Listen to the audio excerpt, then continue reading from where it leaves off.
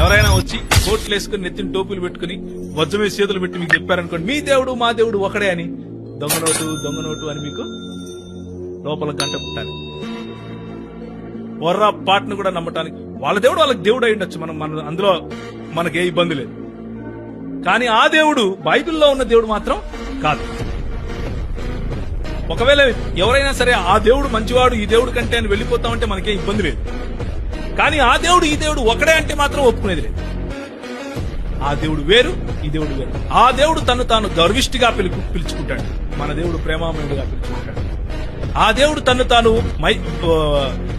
మోసగానిగా పిలుచుకుంటాడు. ఆయన అంటాడు ఓ మకర్ అల్లాహు వల్లాహు ఖైరుల్ మాకరీన్ అంటాడు. అంటే మోసపుచ్చే వాళ్ళలో అత్యంత మేటంట అల్లాహ్. మన దేవుడు మోసపుచ్చుతాడా? మోసపుచ్చని దేవుడు మన దేవుడు. ఏ విధంగా మన దేవుడు ఆ దేవుడు ఒకడవుతాడు? అయ్యడానికి వీలేదు, వసనే లేదు. మన దేవుడు స్త్రీలకు స్వాతంత్రం ఇస్తాడు. మన దేవుడు స్త్రీలను గౌరవిస్తాడు, స్త్రీలను ప్రేమిస్తాడు, స్త్రీలను సమానముగా సృష్టించాడు. పురుషునికి స్త్రీకి ఎలాంటి విషయంలోనూ అన్ని విషయాల్లోనూ సమానత్వం ఇచ్చాడు.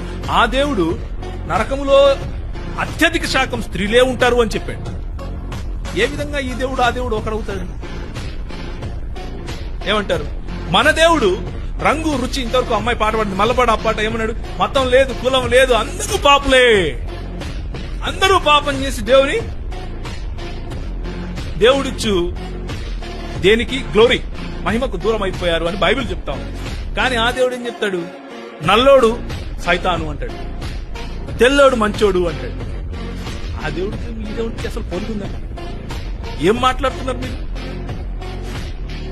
అర్థమవుతుందా? మన బైబిల్ చెప్పే దేవునితో పోలినటువంటి దేవుడు ఆ పుస్తకాలలో లేడు. అందుకనే మన దేవుణ్ణి ఇంకెక్కడా పోయి ఎతకాల్సిన అవసరం మనకు లేదు. 66 పుస్తకాలు ఉన్నటువంటి బైబిల్ గ్రంథంలో చూసుకుంటే చాలు.